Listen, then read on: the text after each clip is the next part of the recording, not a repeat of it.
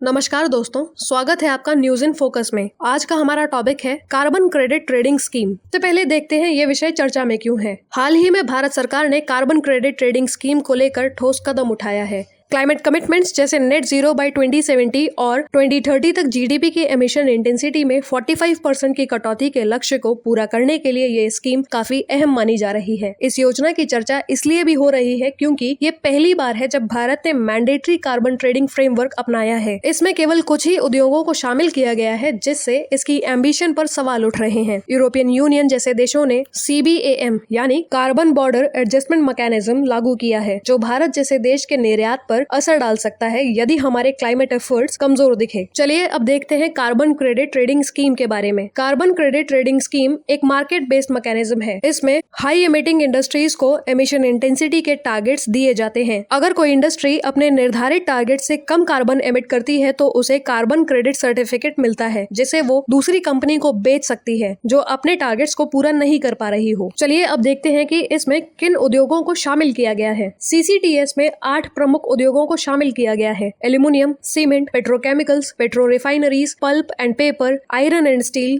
क्लोर-अल्कली and textiles. इन industries को 2023-24 से लेकर 2025-26 तक के लिए एमिशंस इंटेंसिटी के स्पेसिफिक टारगेट्स दिए गए हैं। संचालन कौन कर रहा है? National steering committee for Indian carbon market overall direction देती है। ग्रिड कंट्रोलर ऑफ इंडिया एक रजिस्ट्री मेंटेन करता है जिसमें सभी क्रेडिट्स दर्ज होते हैं। योजना को लेकर चिंताएं। टारगेट काफी लो रखे गए हैं। पावर सेक्टर के लिए अनुमानित एमिशन इंटेंसिटी गिरावट 3.44% प्रति वर्ष है, जबकि मैन्युफैक्चरिंग के लिए 2.53% प्रति वर्ष। लेकिन CCTS का एवरेज टारगेट केवल 1.68% प्रति वर्ष है। इससे यह संकेत मिलता है कि ये स्कीम ज्यादा एम्बिशियस नहीं है। सिर्फ कुछ ही सेक्टर शामिल किए गए हैं। ट्रांसपोर्ट, मेस्मी, एग्रीकल्चर, रेसिडेंशियल और कमर्शियल सेक्टर्स को स्कीम में शामिल नहीं किया गया है, जबकि ये सारे सेक्टर्स भी एमिशंस में बड़ा योगदान देते हैं। एंट्री लेवल टारगेट्स, ना कि economy level. Targets individual factories या प्लांट्स के लिए तय किए गए हैं, लेकिन क्लाइमेट चेंज की लड़ाई इकोनॉमी लेवल एफर्ट्स मांगती है। अगर सभी सेक्टर्स को शामिल नहीं किया गया तो इंडिया की ओवरऑल कार्बन इंटेंसिटी उतनी तेजी से नहीं घटेगी। आज के लिए आपका अभ्यास प्रश्न: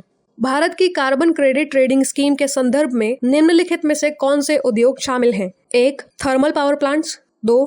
iron and steel, 3. Petrochemicals, 4. Textiles. नीचे दिए गए कूट का प्रयोग कर सही उत्तर चुनिए। ऑप्शन ए केवल 1, 2 और 3, ऑप्शन बी केवल 2, 3 और 4, ऑप्शन सी केवल 1, 3 और 4, ऑप्शन डी उपरोक्त सभी। अपना उत्तर हमें कमेंट करके अवश्य बताएं। धन्यवाद।